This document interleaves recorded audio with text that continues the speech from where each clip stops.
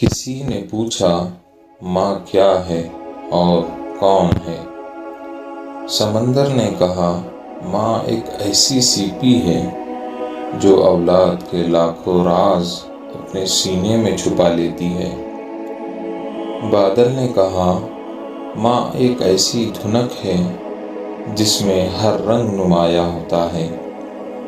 شاعر نے کہا ماں ایک ایسی غزل ہے جو ہر سننے والے کے دل میں اترتی چلی جاتی ہے۔